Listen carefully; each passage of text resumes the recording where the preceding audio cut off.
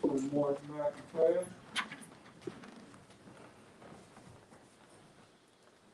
Allah, the Father of the universe. Allah, the Father of the universe. Father, love. Father, love. Truth.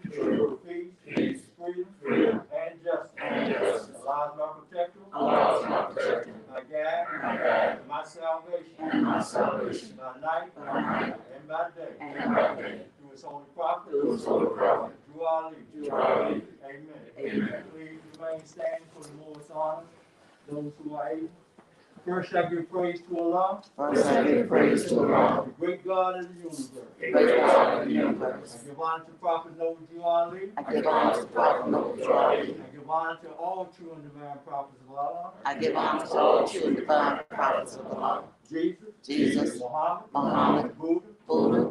Confucius, etc. I give honor to Marcus Garvey. The forerunner of Prophet Noble Ali. I give honor to our American flag. The flag of our birth.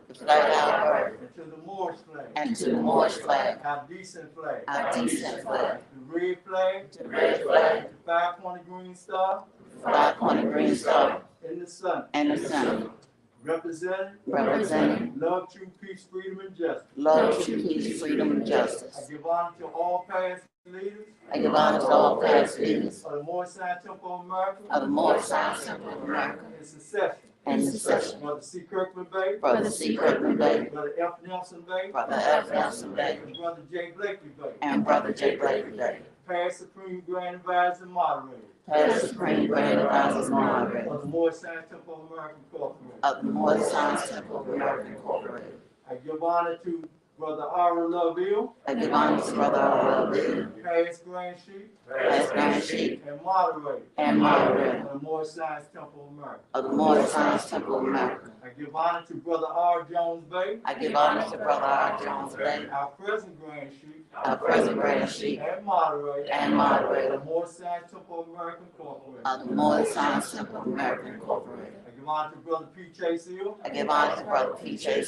Sister Grand Chief. Of the Moorish Science Temple of America. And the Grand Chief. Of Temple 71. I give honor to all national, state, and local officials.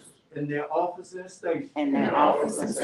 I give honor to all members. I give honor to all auxiliaries. And to everything that the prophet brought. And taught. I give honor to this Sunday school. I give honor to each and every one of you. And all of those in our view and in the sound of our voice. Peace.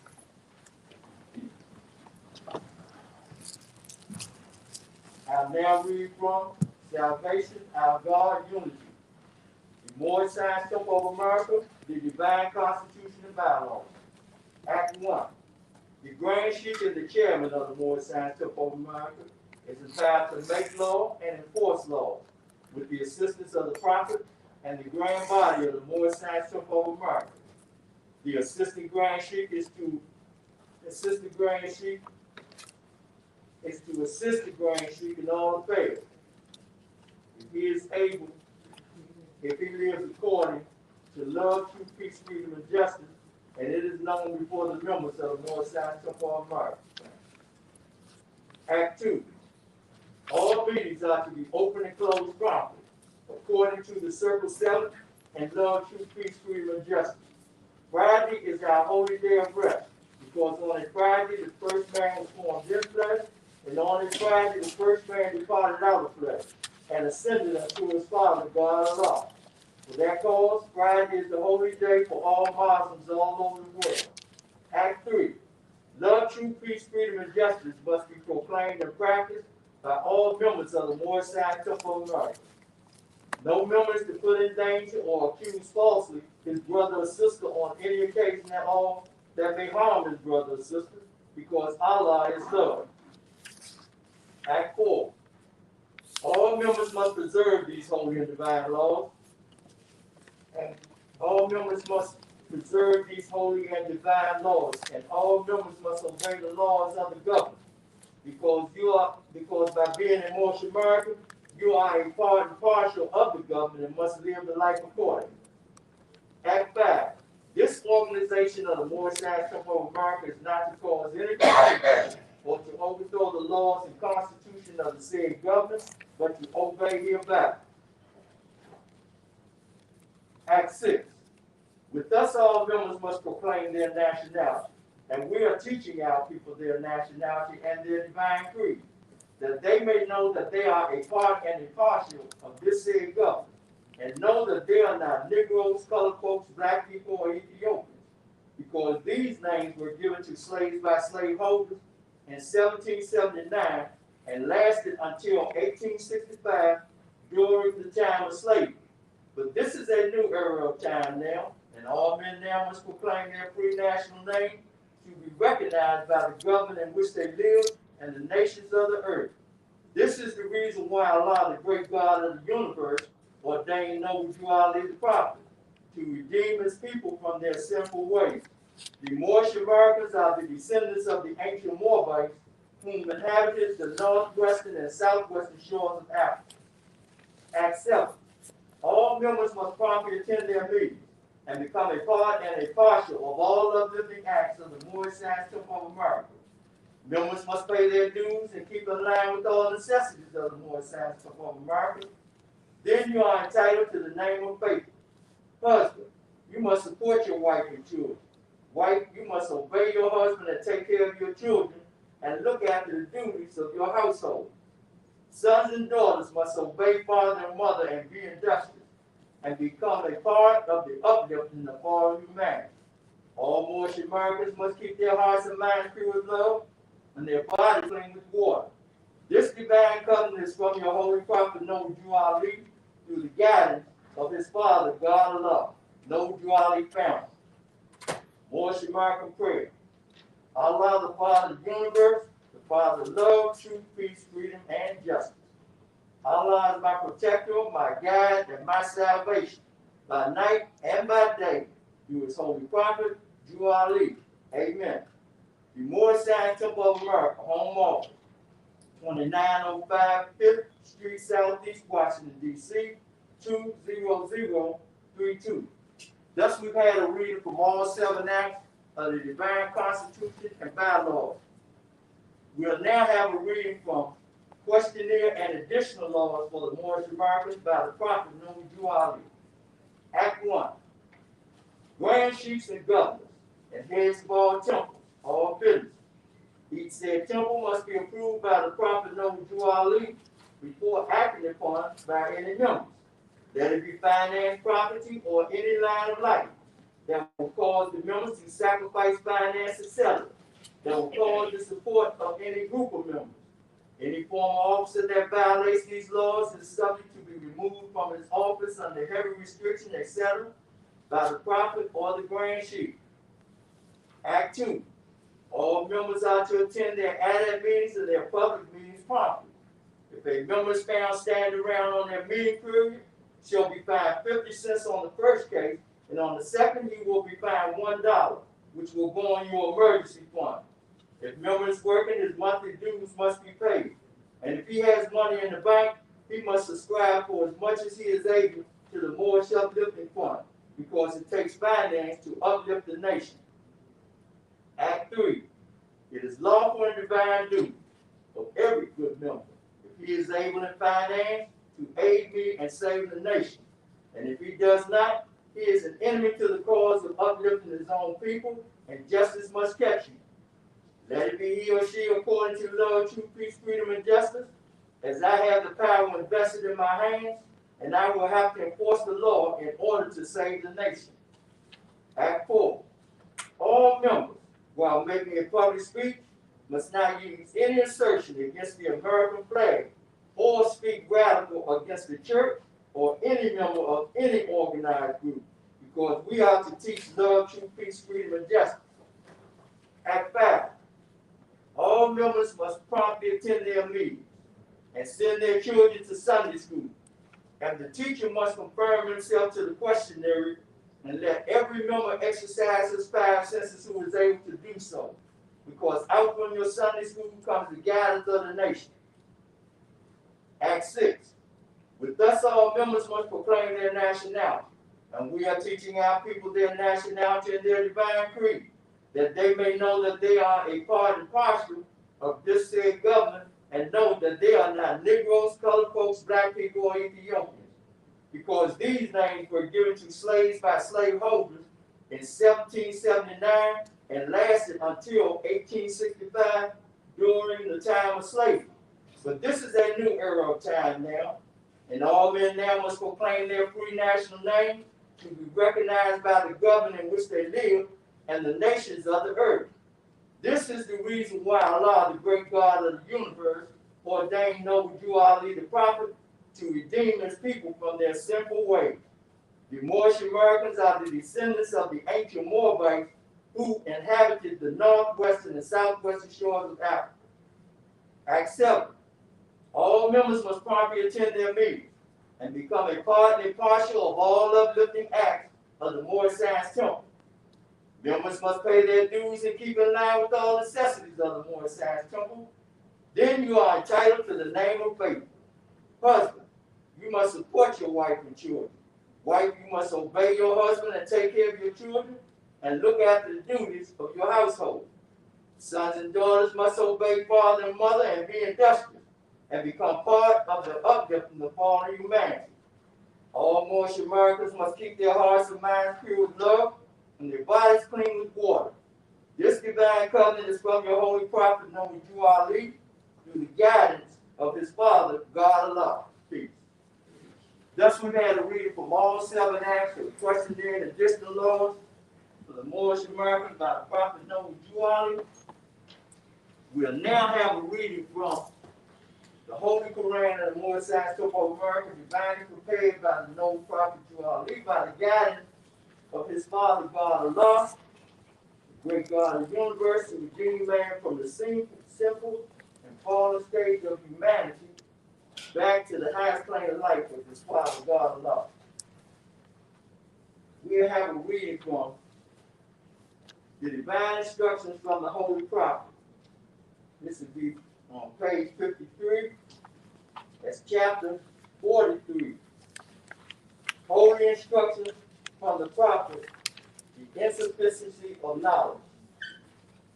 If there is anything lovely, if there is anything desirable, if there is anything within the reach of man that is worthy of praise, is it not knowledge? And yet, who is he that attaineth it? Peace. Islam. Islam. Praise God. Welcome all of you out to our Sunday school. And the meeting is officially open now. And before the Grand Sheikh and moderator, our brother man and friend comes forward, check your phones, make sure that you have them on vibration. So at this time, I'll call for the Grand Sheikh and moderator of the Moorish Science Temple of America Incorporated, our brother man and friend, to instruct and teach Sunday school.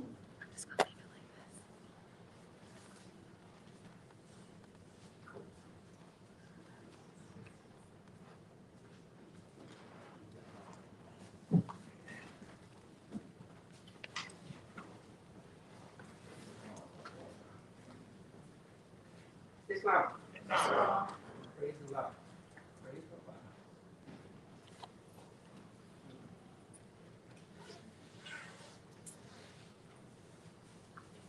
Of course, first I just praise Allah. And honor to his noble prophet Allah. I give honor to what the chairman gave honor to before I came.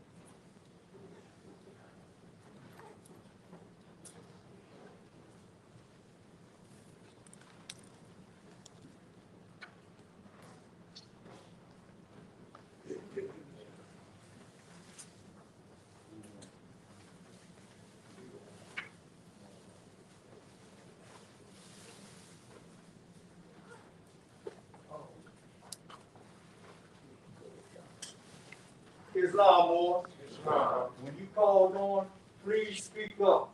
So therefore, all of those who are viewing, not only across the country but across the world, can hear you, what you are saying. Because when you look back at the video, you really can't hear some of the responses that you get when you're called on. Peace.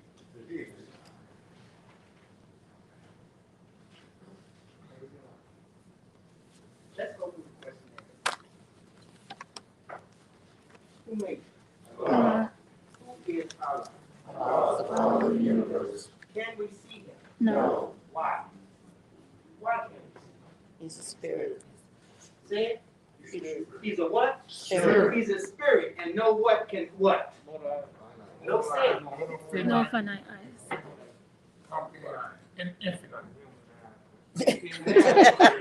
Now we say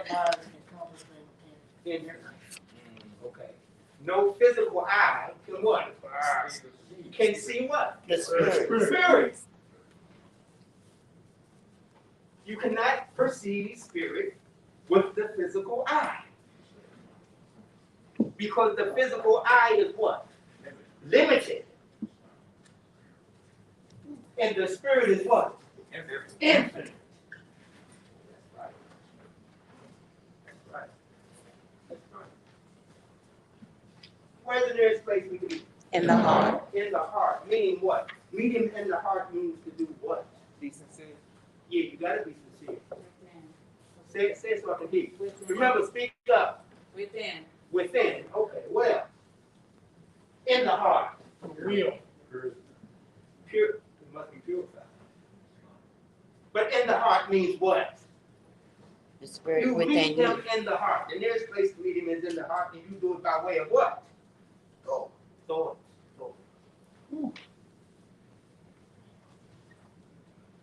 What's held in your heart? Thoughts. So before you meet Allah, you got to go in your heart and clean up what? Your what? Thoughts. Your thoughts. The thoughts that you hold in your heart, you have to clean them up. That means if you go into your heart to clean it up, you got to do what first? Be sincere. Yes, you do, but it says something in the book. What does the book say? It does mean purify, but before you purify, you got to do what? Prepare the way. You do, but. Turn away from sin. Okay. So don't you think you have to examine first? Yes. You got to examine. You got to ask yourself questions. Is this the right thought to hold in my heart? You got to examine the thoughts that you hold. Is this right?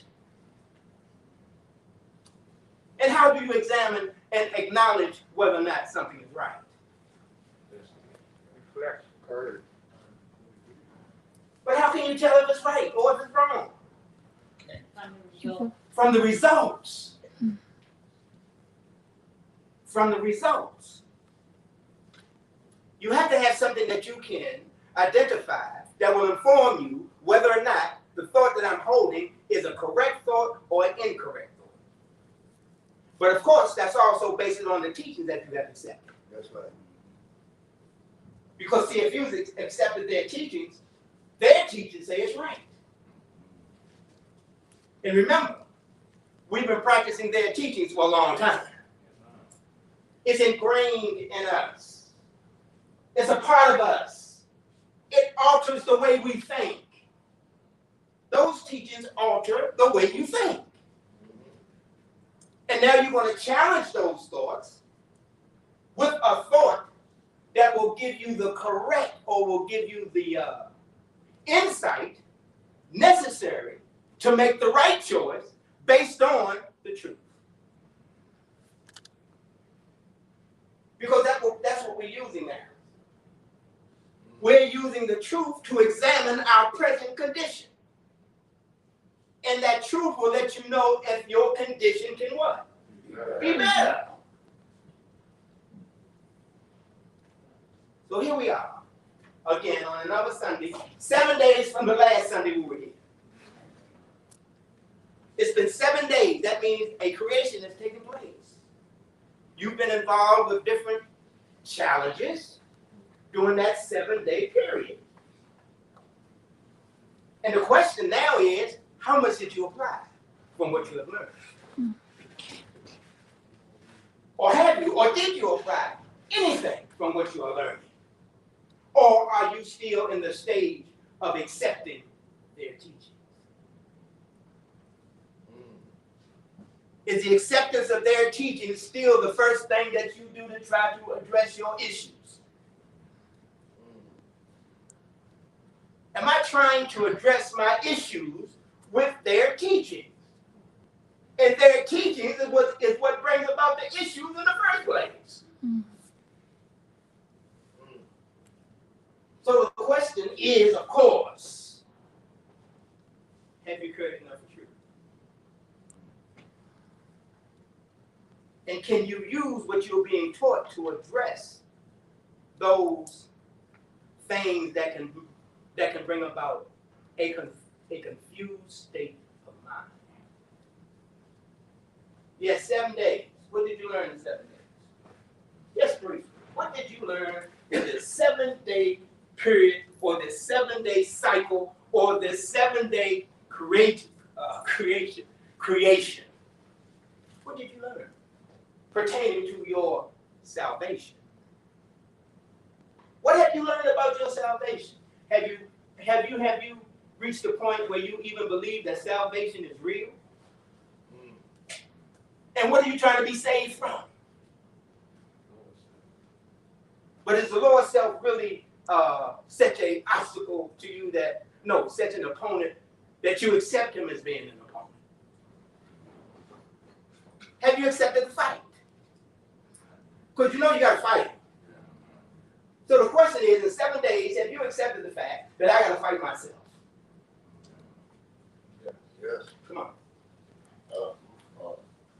Man, I can't just do within myself that I don't fight my little self no more. I learned to get educated from it.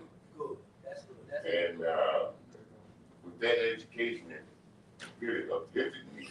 Yeah. Because I have said, like I said in my Facebook page, I think the Lord felt today, Yeah. it was created to bring you up. Okay. Even though you look at it from a human eyesight as you down. Okay. All right. That's good. That's good. That's good input.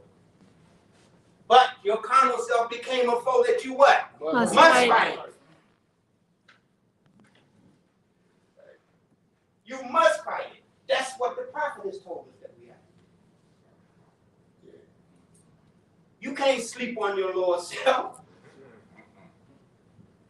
Your lower self is attempting to do what with you? Control you. Destroy you. Keep you in slavery. Keep you bound. Remember, the lower self is your foe. And without a foe, a soldier what? Never knows his strength. So like Brother Jackson L say, yes, it can help us to go up. Yeah. But you got to know what he is. That's right. That's right. Yeah, you. Who is the founder of the Morris Science Temple of America? No patrolling. What year was the Morris Science Temple of America founded? 1913 AD. What did that do for us? What did that do? What did the founding of the Morris Science Temple of America do for us? Gave us a guide. Give us a guide. That's good. Boy, more. Open our eyes up to a lot of things that we was using that was wrong. Okay. Gave us guidance. Give us guidance. That's good. Good. Come on, Brother Winston. It connected us to the human family. It connected us to the human. It is our way to the connection to the human family. That's good. That's good. Come on, Brother Governor. Started the process of redeeming us of our sinful. Started the process of the redemption. Okay. Started the process of our redemption. That's good. What else did it do? Come on, brother. McGee, man. It was another side of life. It was another side of life. Right. Right. What else did it do? Come on, Mom. He was our redeemer. No question. Come on, Brother Crawford here. This also gave us something that we can call our home. It's something that we can't tell. Okay. Come on, Mom. Come on. It separated from the music. That's good. Separated from the music. I'm being very impressed by you, David. Praise the Lord. Also, it gave us a rude awakening. It did. But did you ever stop to also consider that it started us to thinking? Yeah. Think about this, a program designed to motivate you to think for your own good. And think of the challenges. Think of the challenges that we had to meet along to get to this point.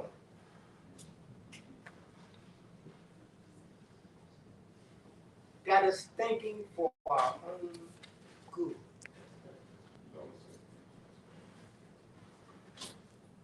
What did it teach you? What's one of the most profound things that it taught you? Two selves. Two selves. What else? That you- That's good. What else? Man need a pattern. Man need a what? A pattern. A pattern. And man cannot die. Man Yeah, can't live. good. Come on, man. Man loves to follow. He loves to follow and what? Not Not to believe. lead. Live. That's right. Now remember, man loves to follow, not to lead. Come on. Stop, please do that. More, you gotta examine your leadership. Mhm. Listen. Because man loves to follow, not to lead. See, when you're saying that I'm gonna lead, that means you're gonna do what? You're gonna take the responsibility to go away. Because you can't lead nobody unless you go it yourself. Mhm. You know, we have, unfortunately, we have some that think they can be bestowed with a honorary title, and that automatically makes them a leader. Mhm. And for those who think about that, or think like that, unfortunately, it stunts the growth of our people. Because our people need a pattern. They need a pattern. Man, no, he says, look, they need a pattern. When you need something, that is a what? Essential. What else? A necessity. Come on. The value is in the east mode. It's not in position. Pushing it now. You're rolling, but you're pushing it. I'm gonna try to work it. But you're pushing. But that's a good point. The pattern is in the East. But the East is now in the West. Did I say east mode? I said east. Yeah. That's what I said. East. E-A-S-T. Yeah. The pattern is that the East is now in the West. Remember, when he said that he's going to return us back to what? East. No, he's going to return us back to the state of mind. The state of mind is from the East. So that means that he's going to return us back. That means the East is now in the West. Yes. Praise the Lord. We are those who have been taught, or who are being reunited with the truth. Those who have chosen to become a part and parcel of a movement that is divine. We are those who have chosen to follow a holy and divine prophet. And we are those who hopefully have chosen to learn to imitate him. But you can only imitate him if you do what? Study. Practice. Practice the religion of our ancient forefathers, which is what? Islamism. Islamism is the practice of what? Peace.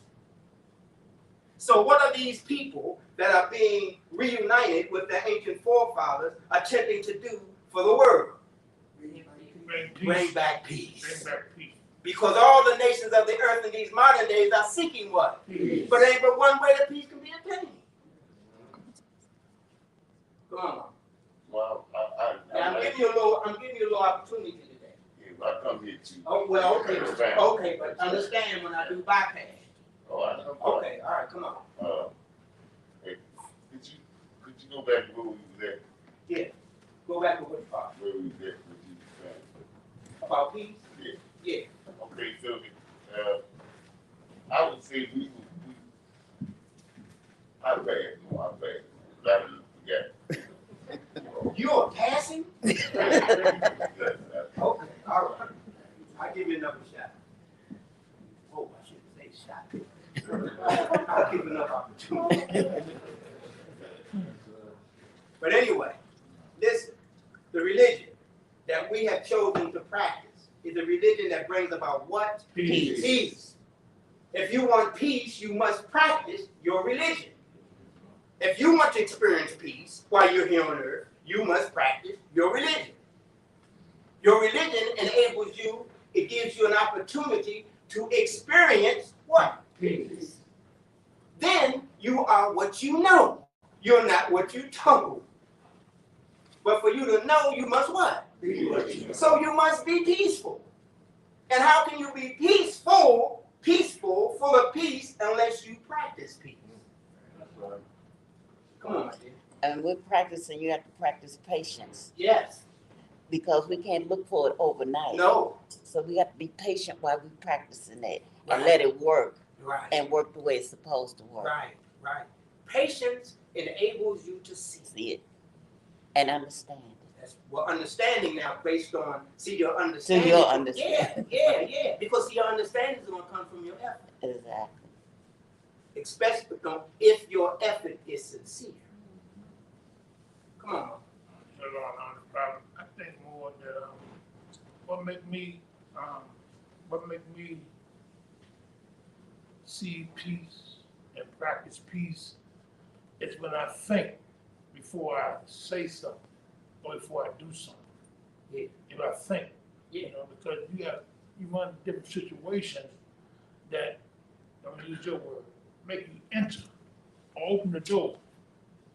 So you gotta think before you do something. I think that'll bring peace within you. Yeah. You know what I mean? Yeah. It can help. But see, sometimes you let it still escape from yourself. Sometimes that's just the way man is. Because man, remember, inconstancy is power. Yeah. And you can have an intent to do right. But suppose your intent does not have the energy. Right. It takes energy behind intent. Mm. Because without the energy, the intent is just a word. Okay. You know, you have to really have a desire Okay. to do right. Okay. So would you prefer you go in first? You got to. Because if you out, you lost. Mm. Remember, outwardness, once you venture out, it is uncertain. Yes. Yes. Peace. Come on, brother. Yes, ma'am. Now, also, in order to be able to practice these teachings the way they can benefit you and uplift you, you have to make sacrifices that you might not want to make in regards to marriage. That's true, honey. Yes, sir. That's the truth. Especially when it comes to family, man, and friends. That's Which sometimes. Speak up, honey. You gotta Okay. And sometimes that ain't an easy task. No, it ain't easy. But when I found out I did it, people move away from it. Yeah. But that was neither my concern. I said, what I'm doing, what I know is right. Okay. And if they're about really being friend, family, and folks with me, Yes. they'll come along with me. Eventually, that's how I've been working and seeing the results of the truth that I practice.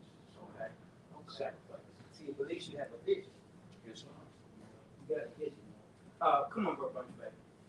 You know, my understanding, though flesh in the direction you want it to go.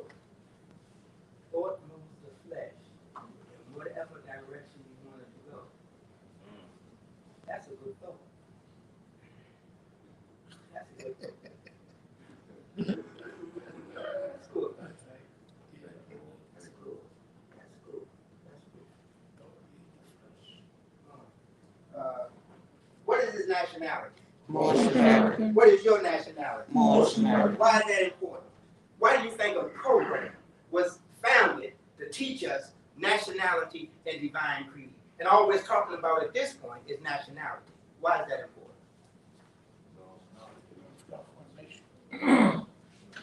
Identification. Come on. That teaches us that we come from a nation of people, and we are what our forefathers are today, without doubt and contradiction. And we are descendants of Moroccan born in America. Okay. Yes, sir. Peace. Praise God. Come on, baby. He's reuniting us with our identification. Reuniting us with our identification. And we are identifying with what? Ancient folk. Ancient Moabites. Okay. Ancient Moabites. And the ancient Moabites are a part of what? The human family. Yes. The ancient Moabites are a part of the human family.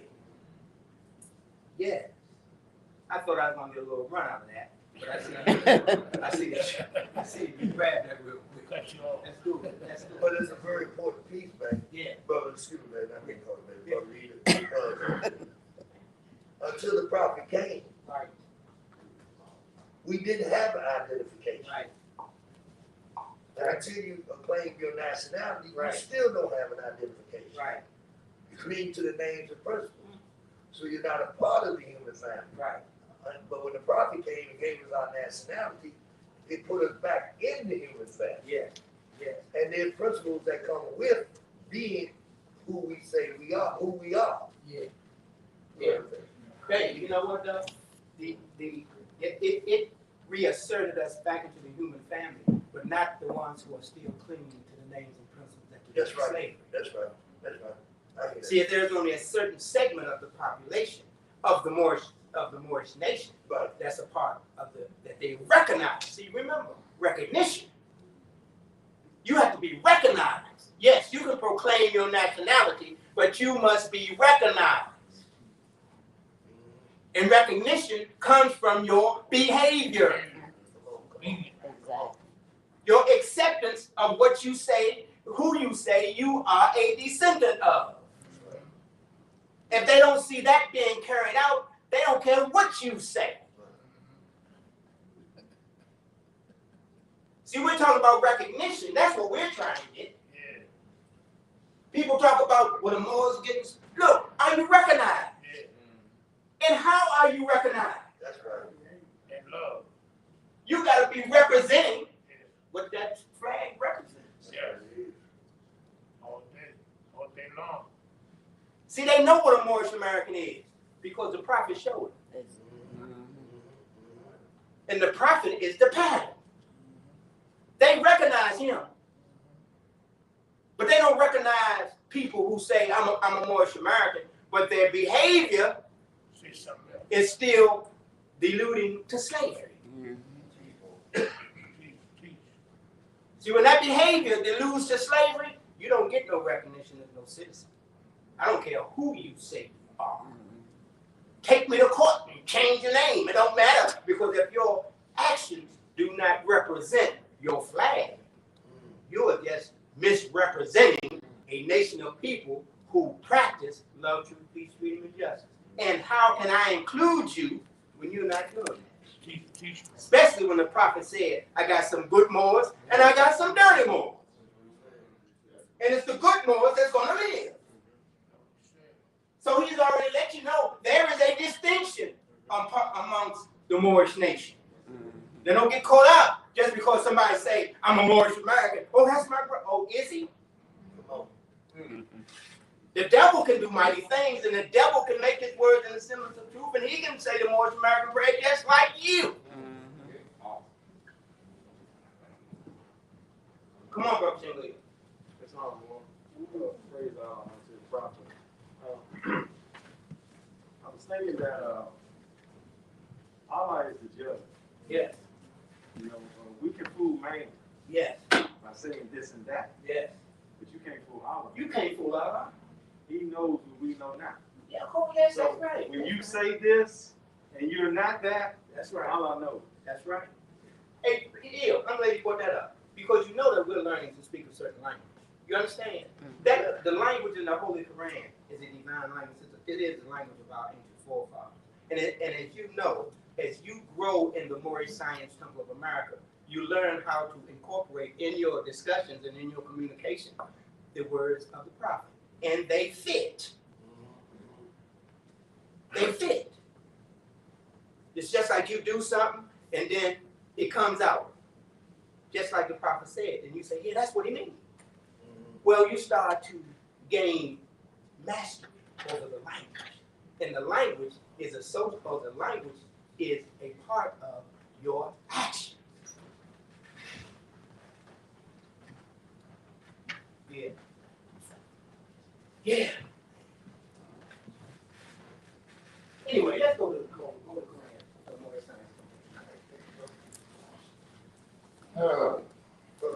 Yeah. And then, you know, one thing I was thinking about is, I mean, in that language, it's a spirit, Yeah. and it's uplifting. Yeah. Yeah. Because that word, the prophet speaks the spirit. Yeah. So Yeah. when we speaking his word, we're speaking the spirit Yeah. of the prophet. When you speak in his words, you're right. You're teaching the spirit Spirit, yeah. to be what? Attentive to the spirit. I hear you, sir. Come on. See, his words are the words that teach the spirit. Spirit teaches spirit.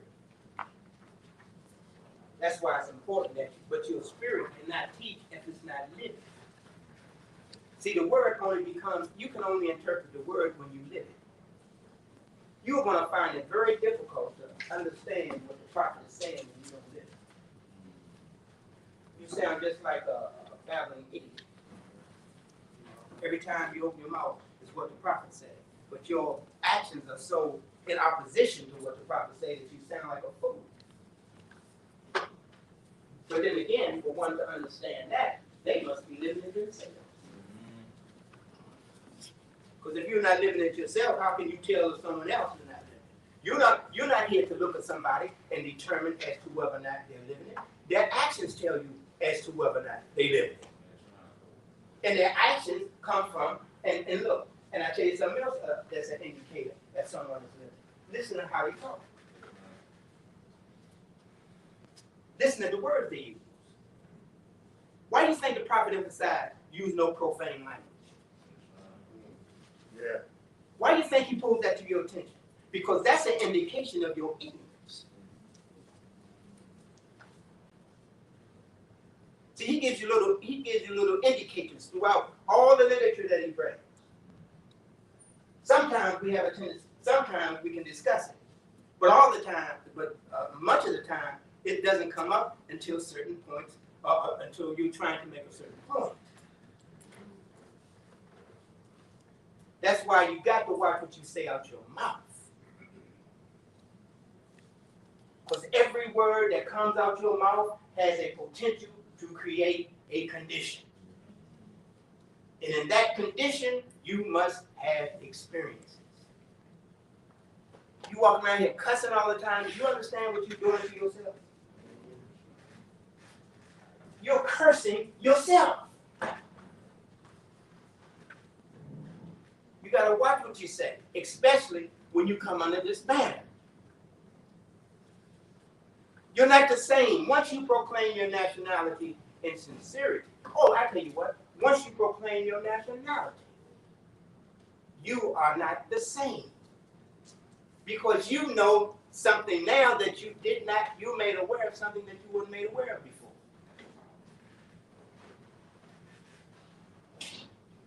So, okay, chapter 4. We're talking about what? What are we talking about in chapter 4? Burial. Death. That's burial. Death and burial. Now, death is a very sensitive subject. Very sensitive. Because we're just coming into the realization that man can't die. And that's even somewhat difficult to grasp in itself, based on what we've been taught Now we're trying to educate ourselves and accept that man can't die. And I don't know anyone who's been able to make that transition overnight. That when fear proclaimeth, behold, I sit unrivaled therein. In a minute that you are confronted with a threatening situation, that fear kick in, and all of a sudden you worry about dying. And that's what we're talking about. Yeah. Come on, Mo. Perhaps a man cannot die. He said, he said, so man is being not death, but being replaced. So as we proceed forward, and we're saying that man can't die, what are we saying? Spirit man. Spirit man. And that's what we got to distinguish which one is true and which one is false. Because we have One has a beginning, One so it has has an end. which but one the has other the, one's which one has the end? the flesh. The flesh. The physical man. Spirit man, physical man. Physical man is what? Carnal man. And how can we distinguish carnal man from spirit man? What it breeds, okay, but what else? It has a beginning and it has an end. And you see one, you can't see another. Okay. Okay. Okay. Come on, babe. No, for sure, man. Carnal man has a beginning and has an ending. Has a beginning, And then it has an end.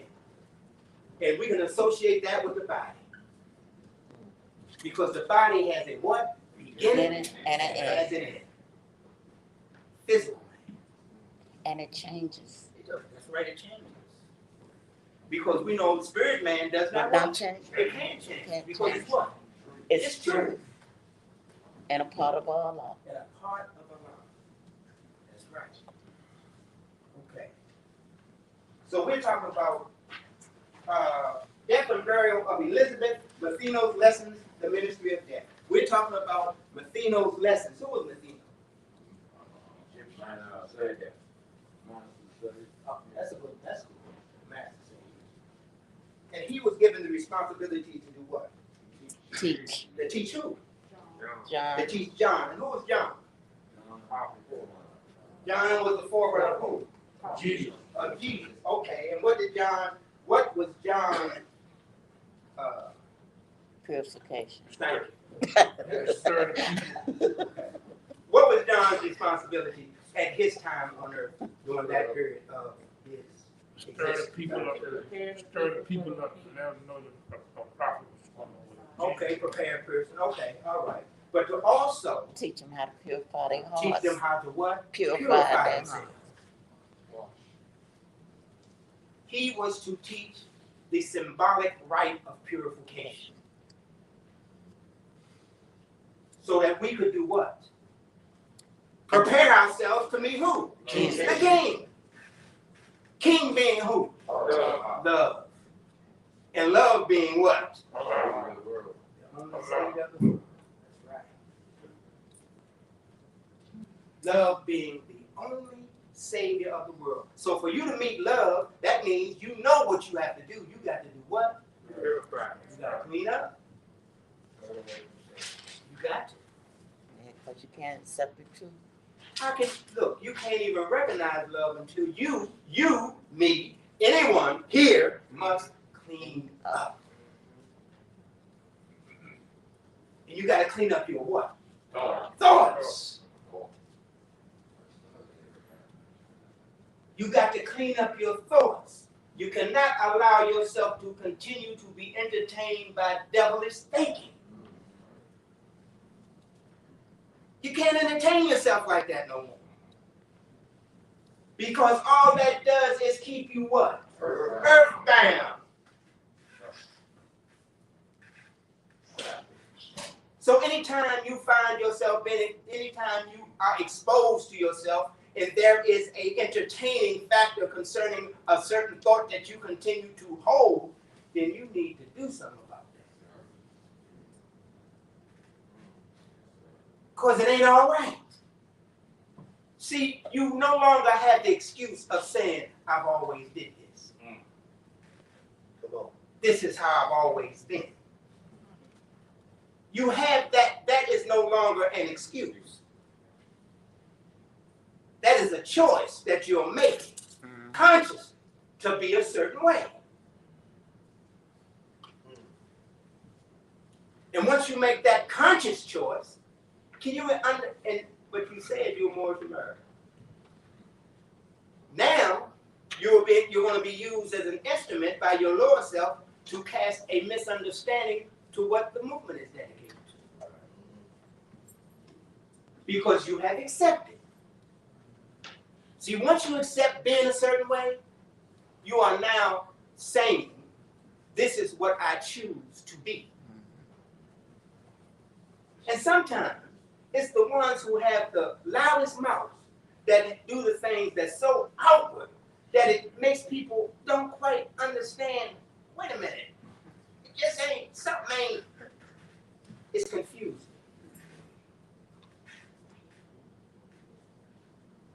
And I harp on that a lot because sometimes, you know, when you see certain things and you see demonstrations and you say, wait a minute, man, then why you gotta tell everybody who you are?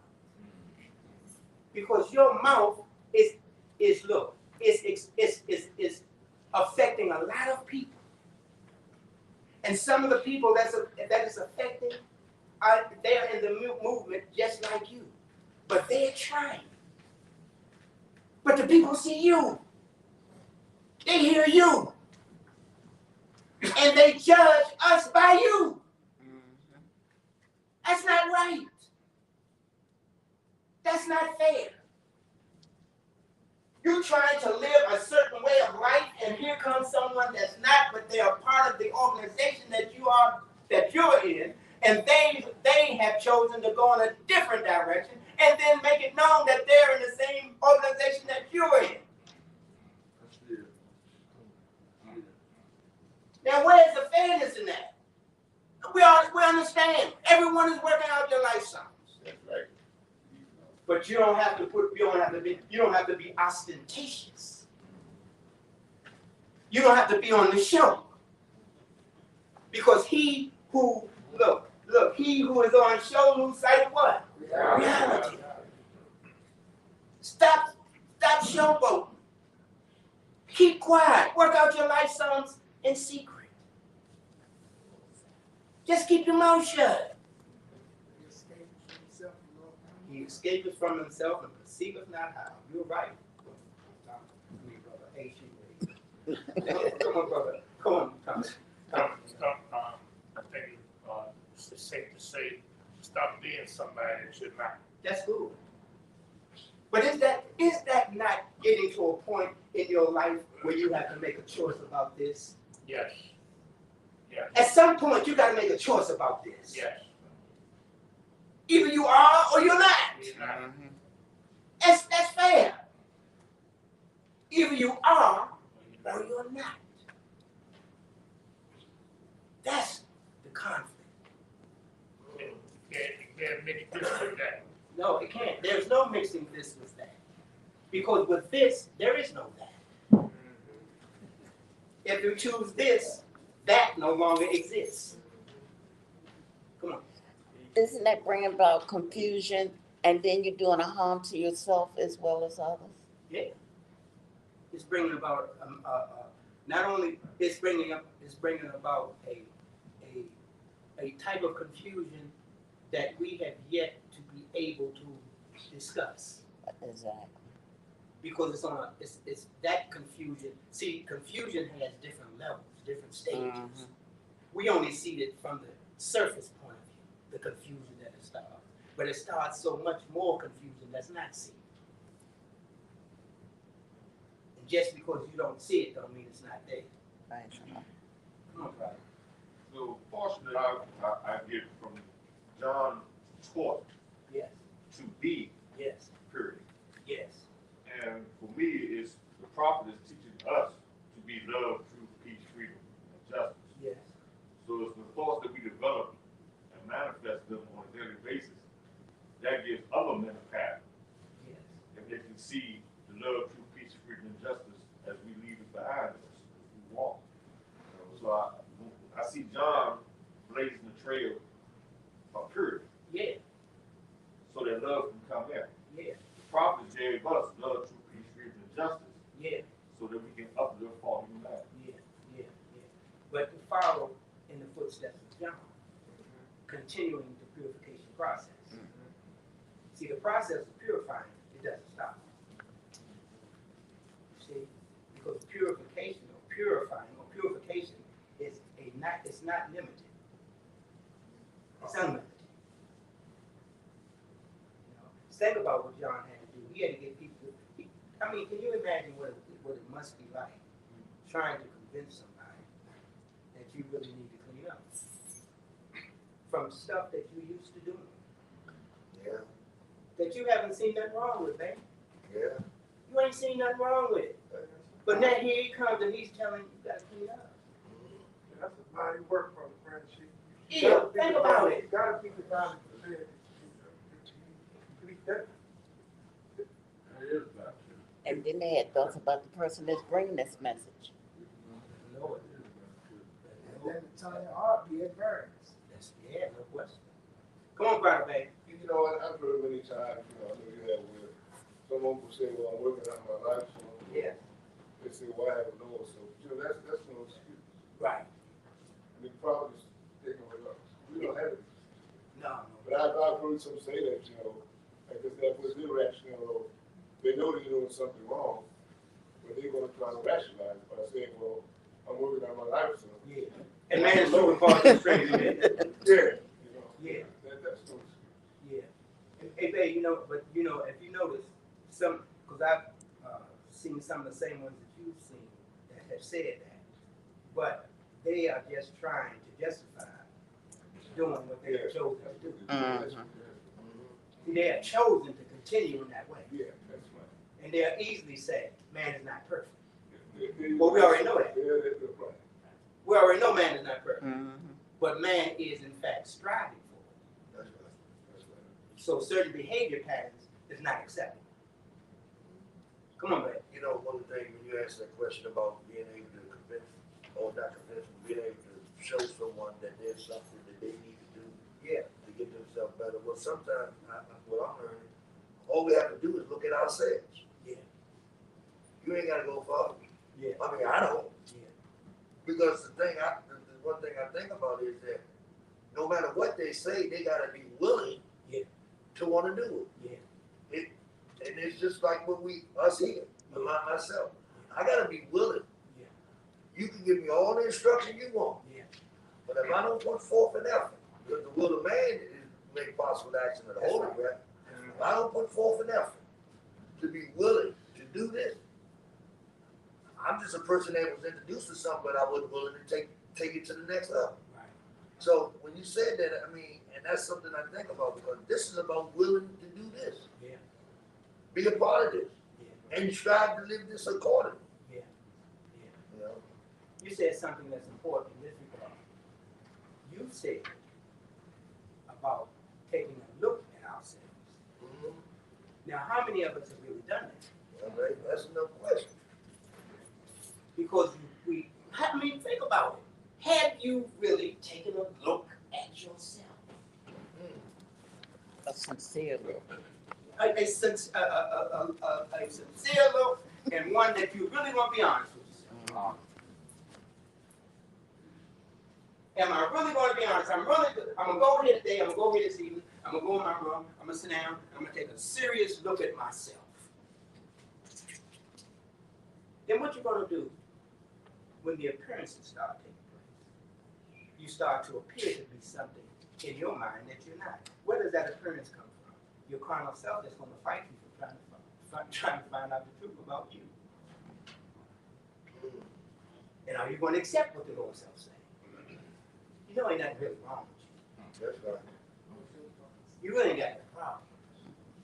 Now you can correct a few things here and there, but for real, you are right.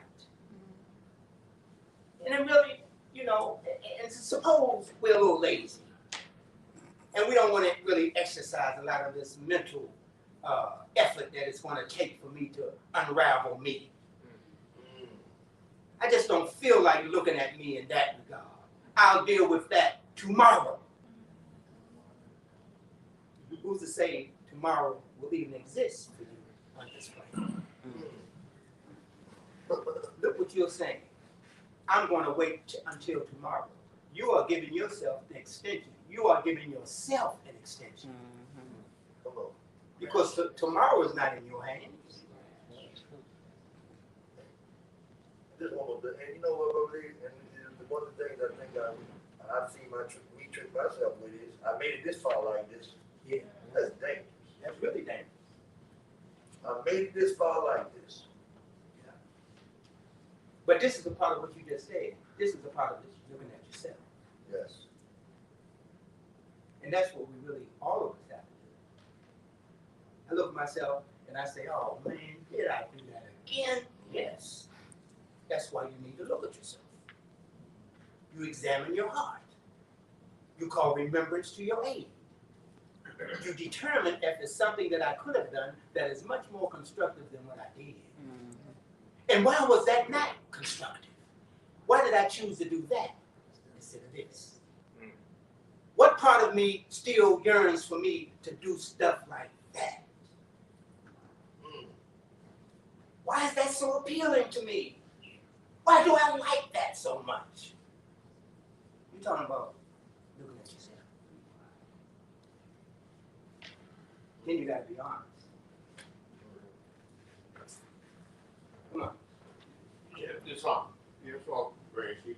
Because Allah speaks in a small, still voice. That's right. And for you to hear, you have to be still. That's right. And when you're not still in yourself, you're missing a whole lot that Allah has to get to you because you not still in yourself.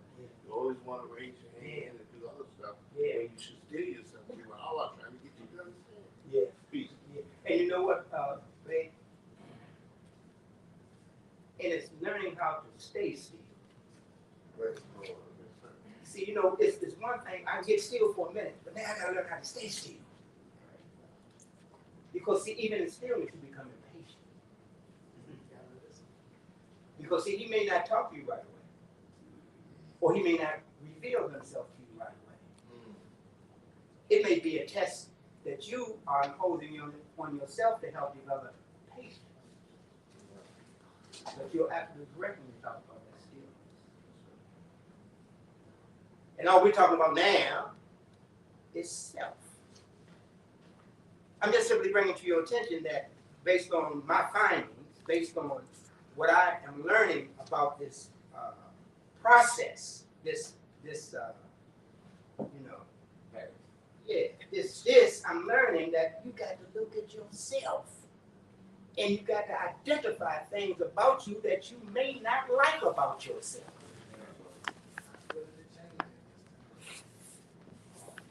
We got to get out of the mood of accepting the parts of us that we really need to clean up, but because it's us, we can shift it to the side. But we'll call it out on somebody else when we see it. I can see it in you, but I can't see it in myself. That is not selfishness. Of course. But also vanity. Because what hide of a heart from a man from himself like what? Vanity. You use the word too. True. Yeah. True enough to have a polished coat. That's right. Come up your hill. That's right. Now you see how it comes? It comes at the appointed time when the atmosphere is appropriate for the revelation. That's why it's important what you sit in here, what you create in here, the atmosphere that you must demand in here. See, if you don't demand it in here, where are you demanding it?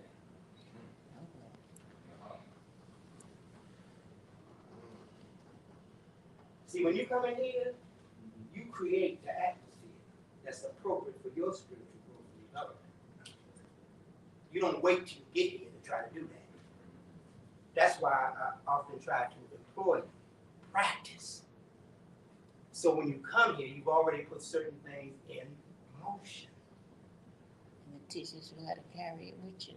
Yeah, that's right. Because it's your practice. See, we come in here, and we should have been practicing our religion. It's permissible. So when you come in, you know who's who. By what? Their practice. You hear with patience and pertinence, but you pity absurdity.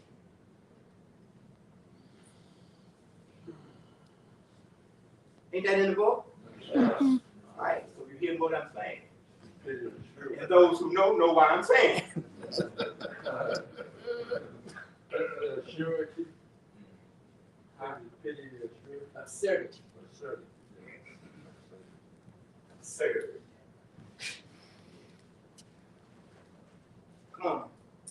Lord, are we here following images or are we following the spirit? Which one are you doing? I don't know which one you're doing. I follow him. I don't know which one you're doing. That's That's what I like. you must pity absurdity. Do anyone know why you're here? Who are you following? If you're following a man, you out of your mind. You should be following the spirit that appeals to your spirit. You're following a thought of God, a spirit of Almighty God Allah who has come to us and revealed to us of our sinful ways. Certain things don't have to be asked. If you are applying yourself. So, if you're applying yourself, certain things should have to be asked.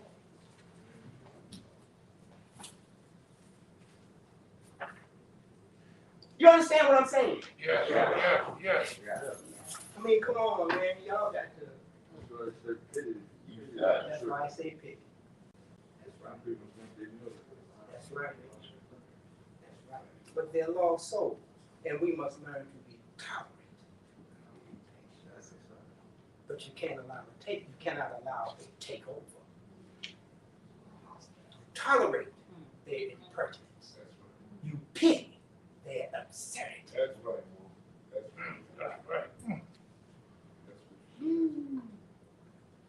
That's what we're learning to do. Without a platform such as this, how will we learn? Because many of us may not be able to identify when it's right up on us outside. Yes. Come on, brother. A, single A. I mean, I'm sorry. E. E. Yes. I was thinking about sincerity. Yes. And in sincerity, Yes. when you look at yourself, Yes. you're going to see things that you don't like. Yes. And in sincerity, when you see these things, Yes. it just lets you know what you have to work on. Yes. You don't just see it and let it go. Yes. It lets you know you need to work on this right here. Yes. And that's your practice. That's your practice. Working on it, Yes. which makes you better. Yes. If you're sincere. If you're sincere. That's right. That's right. When John was 12 years old, his mother died, and they just laid her body in a tomb among her kindred in the Hebron burying ground, and near to Zacharias' tomb. And John was deeply grieved. He wept. Matheno said, "It is not well to weep because of death. Death is no enemy of man. It is a friend, who when the work of life is done, just cuts the cord that binds the human boat to earth, that it may sail on smoother seas." No language can describe a mother's worth, and yours was tried and true, but she was not called hence until her tasks were done. The cause of death are always for the best, for we are solving problems there as well as here, and one is sure to find himself where he can solve his problems best. It is selfishness that makes one wish to call again to earth departed souls. Then let your mother rest in peace. Just let her noble life be strength and inspiration unto you. A crisis in your life is coming, and you must have a clear conception of the work that you are called. Did you hear that part? Yes. A crisis in your life has come. What is a crisis?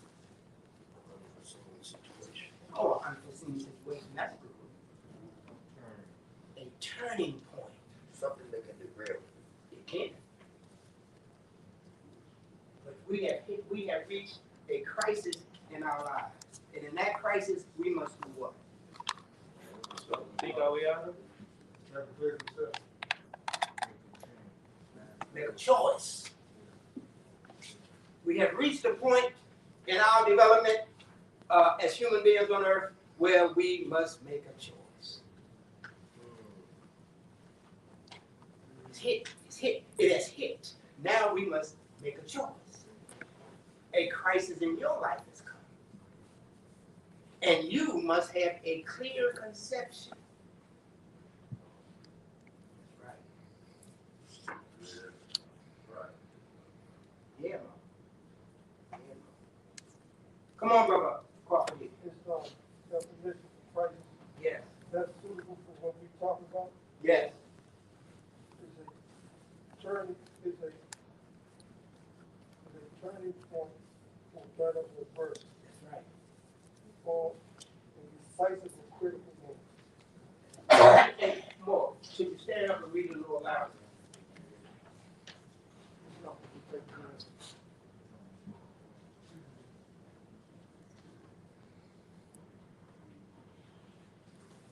It's important that you pay attention to this.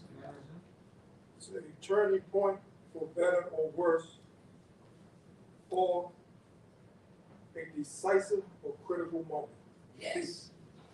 A decisive, I like that one too. A decisive or critical moment when you must make a choice. Right. Gotta make a choice, man. You gotta determine which direction are you going to go in. Come on, man. I was thinking when you said make a choice. Yes. Sometimes then when you don't make a choice, That's you making still a make a choice. choice. That's a choice. Not making a choice is a choice. You chose not to make a choice. Or go to not to go. Huh? To go or not to Not go. to go, yeah. So if you don't choose, Yeah. you just don't go. Yeah, come So on. you choose not to go. Yeah. Yeah. Come on, bro, Punchback. Well, that's when you go to your plan. Yes. You What's your plan, bro, Punchback? your plan, you have to get down on whatever situation you have. You already. Speak up so we can hear you, bro, Punchback. Okay, so your plan is what you written down, what you're gonna do, and go, if this happened or that happened. You already have a plan. You plan, you pay for your insurance, you bought insurance for death in your family, bury your people, so that's part of your plan. Yeah. And you spend your money in advance. But the prophet said, if you don't, man don't plan to fail, he failed to plan. Wait a minute. Whoa. Now, that is a statement I can agree with. But what you said that I didn't see, I could be wrong, and I stand to be corrected. Yeah. But I have not read or seen where the prophet said that. Man don't plan to fail, Right, fail to plan. right. I haven't seen that. Have you seen that? That he said that? See, the reason I'm bringing it to your attention is because we never want to associate something with the prophet that possibly existed he didn't say. That's right. Okay? Because see, people, you'll be surprised at how many people will follow just because they say, somebody say prophecy. Okay. Here you go, Mo. The prophet spoke the truth, right? Right. That's part of the truth. But did he say it in those words? Because you said that's what he said in those words. Yeah, well, you Now I understand how you're trying to skirt around it. yeah. I understand that. And I can appreciate your wit. But if we're gonna be honest, you may not want to say he said that and you can't just because I can't go to the point. oh, well that's the key. I can't go to the point and point it out. But I'm speaking the truth. Okay. Come on. Yeah, also in that life, Yeah. in Islam, when you say the prophet said something they didn't say, it's like telling them a story. You'll sound a lie.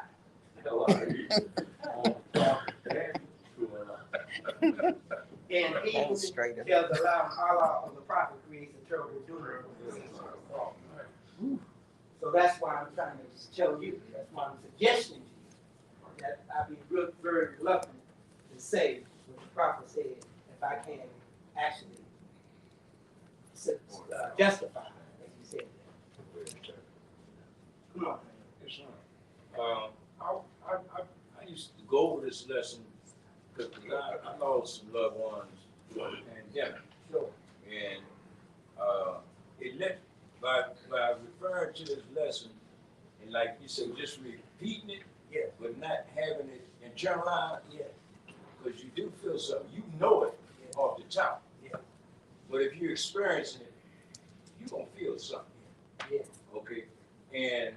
But it was just after I kind of ministered back and forth to myself Yes. that I understood and realized more how important it is to internalize these lessons like that. Yeah. That's right. That's good, Lord. See, remember, you can know by your repeating instructions. You can know the instructions by repeating the instructions, but you don't know the inner meaning. That's right, that's right.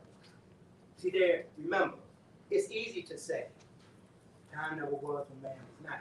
But see, there is an inner meaning to that. And just because you can repeat that That's right, does not mean you know that. that's right. See, because, and that's what we are attempting, that's one of the things that we attempt to do in Sunday school, is to allow Allah to reveal to us the inner meaning. That's what we're discussing now. Come on here, my brother, I got my brother. Islam, Islam. I'm ready to get out and honor to the prophet and the brother, to all the things, and give an honor before I came. You know, one of the other parts of that chapter, chapter that you were speaking on right now, Mother Grand Chief, and it's important for us here on in our human form. Yes. Realize that the prophet said, and that you just read it, that it is selfishness. Yes. Yes. You want to call back. Can I read that? Yes. Because this is important, and That's we right. all know, and even as Brother Hunter Hill was just expressing his thoughts. Yes. This is something we got to overcome. Because he's revealing to us that it's selfishness. Yeah. And I'm going to read what it says. Instruction number 6. Yes. He says, it is selfishness that makes one wish to call again to earth departed souls. Yes.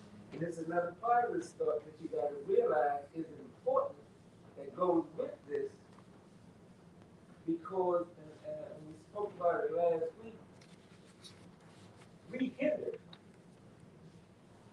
a person's ability to sail on smoother seas. He said, then let your mother rest in peace. You said, that's right. When people in our lives, those relationships we have, those kin that we have, when Allah calls them away, it does not matter the means by which they depart. We sometimes get, and we have to come to this point, because it's about learning and gaining strength, that the cause of death are always for the best.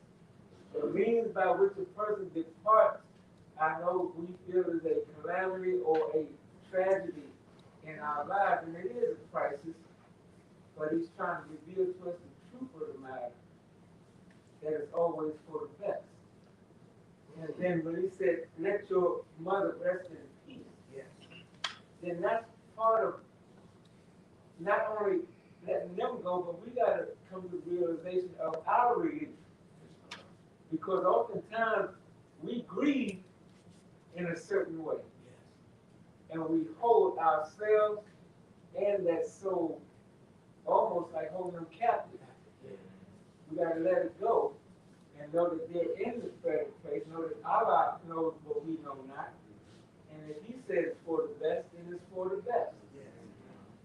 Yes. And just let her noble life be strength and inspiration unto you. Yes. That's what helps you to next go into making that decision after receiving that crisis in your life. If we let their noble life be strength and inspiration unto us, Yes. then we can make the decision to go on. Yes. Yes. Yes. Praise Yes. Oh, no, right, yes, sir. Brother Brooks is here. And I just want to read from it.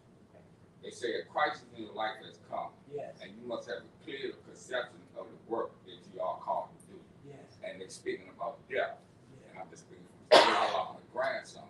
And you asked earlier, what did we learn this week? And I found out that, and like Brother Chase Hill just said, it wasn't so much that he paid, it was how he paid that had me grieving and upset. But I done came to an understanding by coming here of dealing with death, you know. And when somebody passes away, it can throw you off. You see people that go to you know, their conception is whole, but he tell them, man, you gotta keep it here clear. You got a job to do. You can't let nothing take you off your course.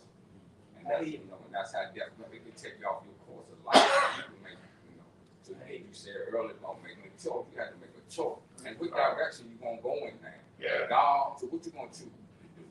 And if you really love that person, Yeah. you're gonna do what you're supposed to do while you're here on earth, man. You Yeah. love that person. Yeah.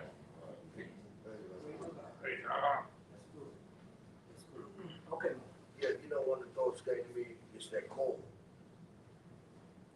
Cutting that cord. Just and what I'm learning, Brother Leader, and I'm learning it's somewhat, it's intermediate to that.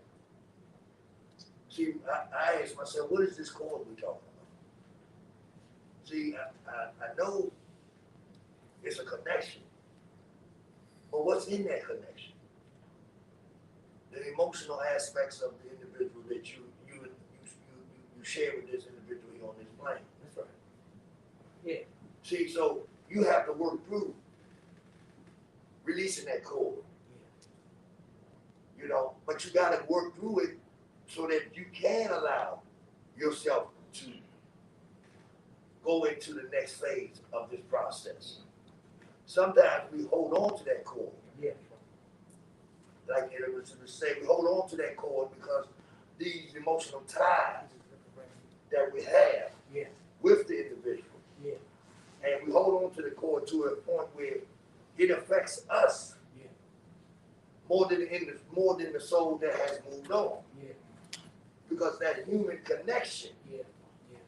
And that's something I've learned in my some I learned, but I'm learning more. I'm looking at it a little more because I find that it's the experience. Yeah. But what helps you, and this is something I think, is these teachers help you. Mm-hmm. But even with these teachers, the experience of it, he will reveal it to you if you rely on it. Yeah. See, like you say, you have to make a choice. You have to accept this way of thinking when it comes to death or any other thing that comes to life in general.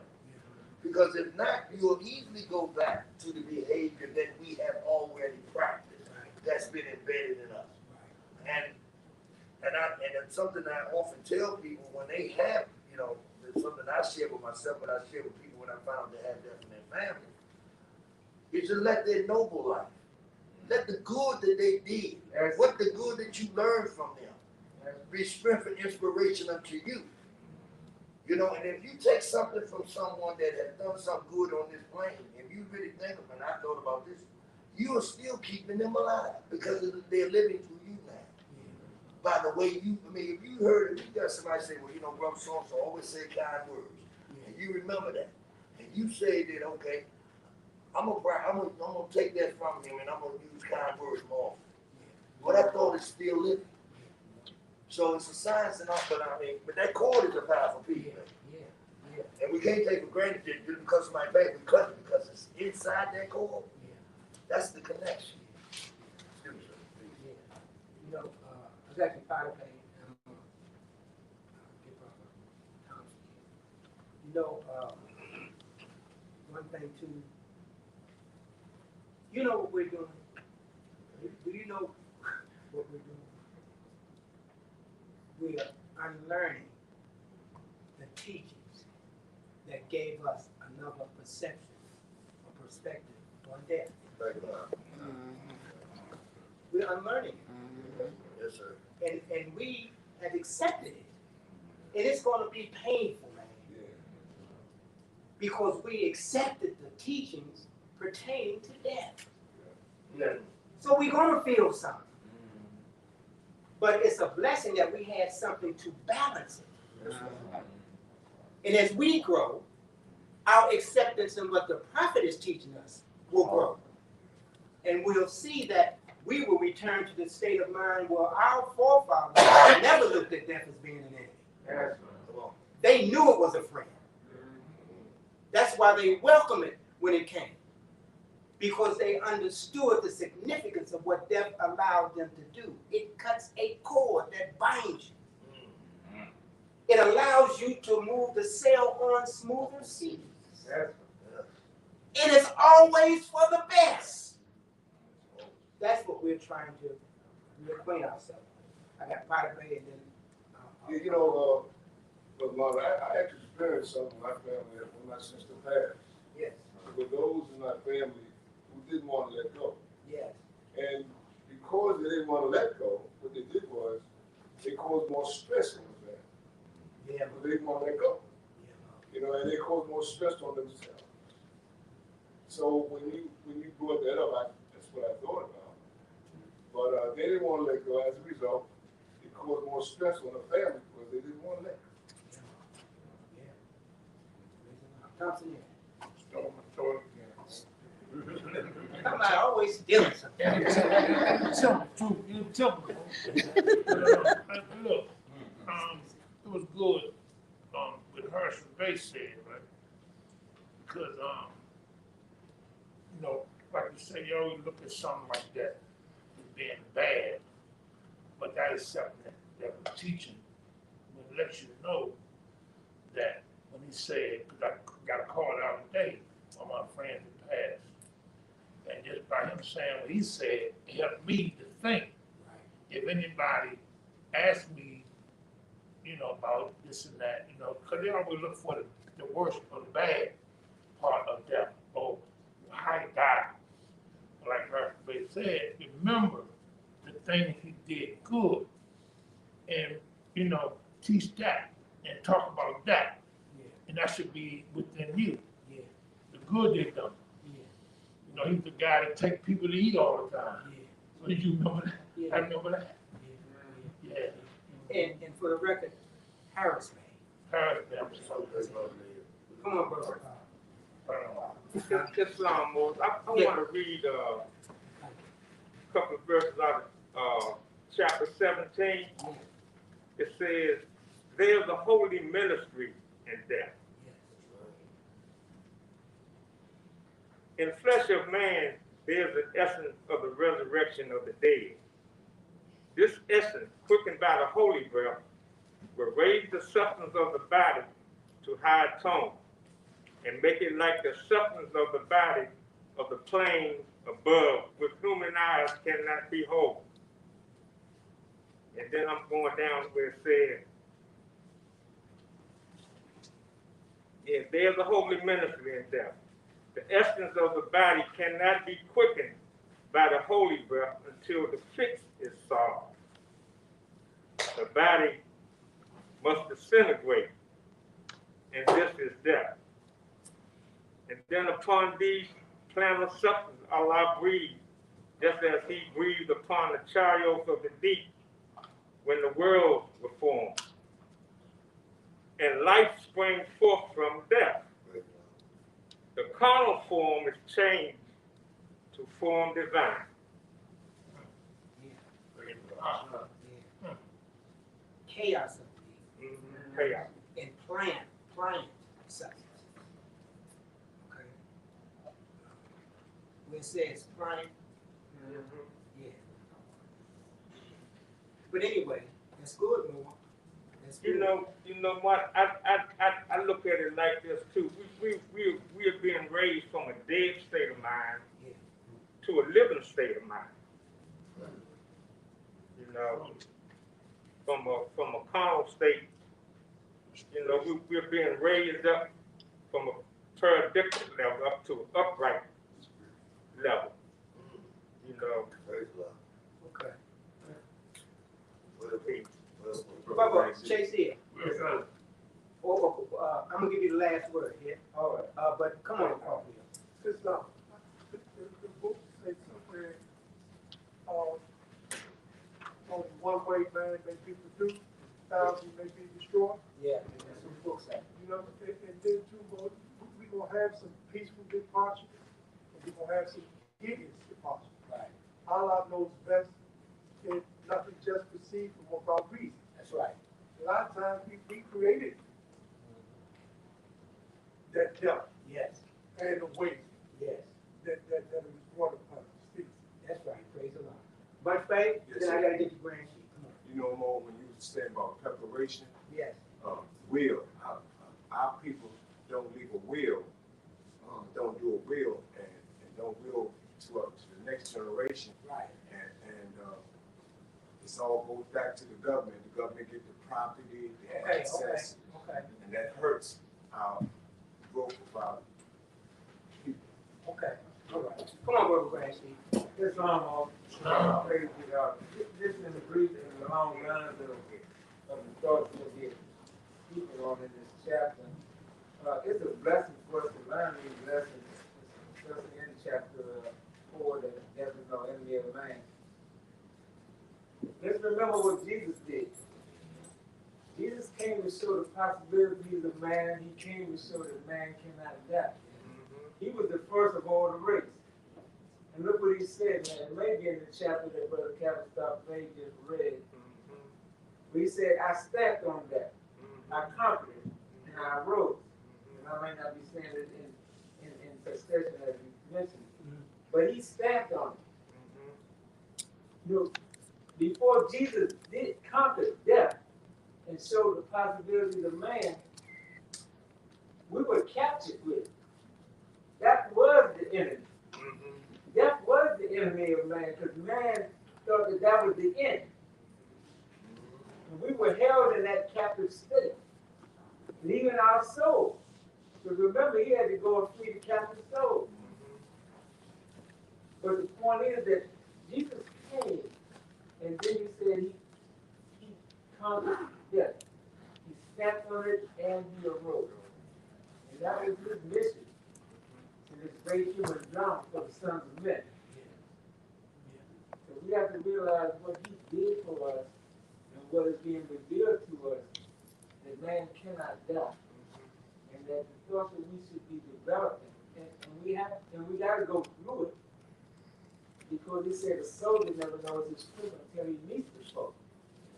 And death, for a long time, death was, and in many cases still is, a foe to man, but he's revealed us that it is a friend.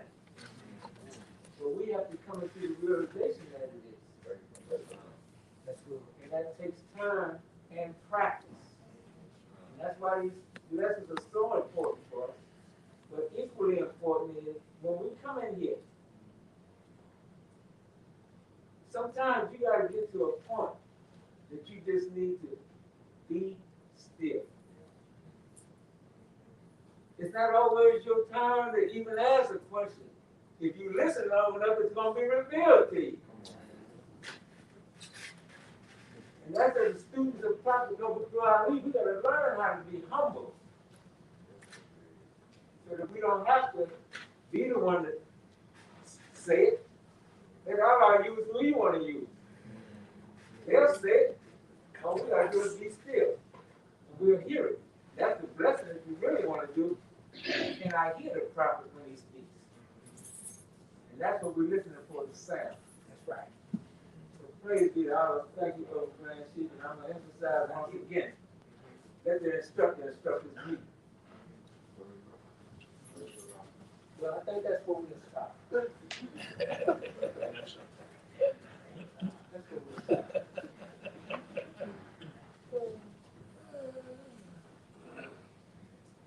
Peace. Peace. Yes, sir. Good.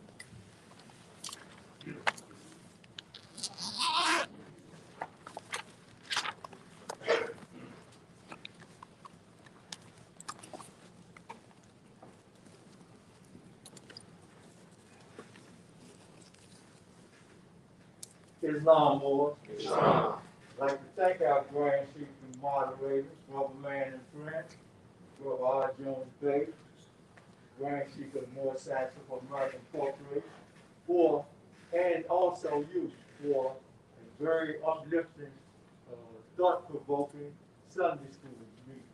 At this time, I call for the Grand Governor of the District of Columbia to read our divine warning, Brother H. Harris Bay.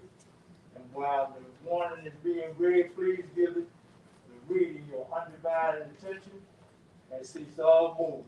Please.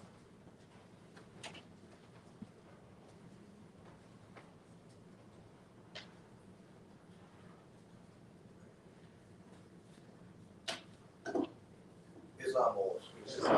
First, I give praise to Allah, the Prophet Noble Ali. I give honor to each and every one of you, and I give honor to everything Prophet Noble Ali has brought for the uplifting of fallen humanity. Prophet warns all modern governments, order to read proclamation in each meeting. I hereby inform all members that they must end all radical agitating speeches while at work, in their homes, on the street. We offer peace and not destruction. Stop flashing your cards to European and cause us confusion. Remember, your card is for your salvation. Failure to obey these orders will be of severe consequence. We offer love, truth, peace, and freedom. And when these principles are violated, justice then must take its course. Any member or group of members who hold malicious feelings towards the temple or the prophet or violate the divine covenant of the Moorish movement will receive a reward from Allah for their unjust deeds. All true Moors will and must obey the law as laid down to them by their prophet. If they lose confidence in their prophet, they should turn to their God, but cease wearing their turban or fez and return to the state where the prophet found you. This is a holy and divine movement founded by the prophet Noble Ali. If the prophet is not right, the temple is not right. The prophet therefore is sending out a divine plea to all Moorish Americans that they do their part in protecting their prophet and the temple. This is an everlasting movement founded by the prophet through the will of Allah to redeem his people from their sins by order of Prophet Noble Ali. Peace. Peace.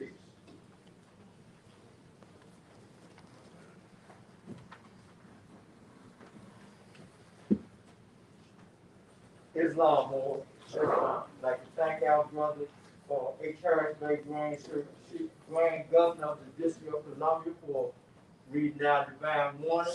That in that portion of Sunday school, we will now go into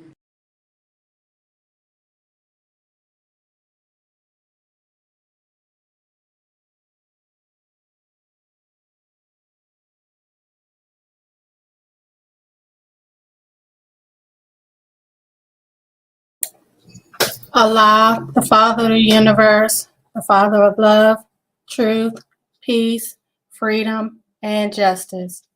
Allah is my protector, my guide, and my salvation, by night and by day, through his holy prophet, Drew Ali. Amen.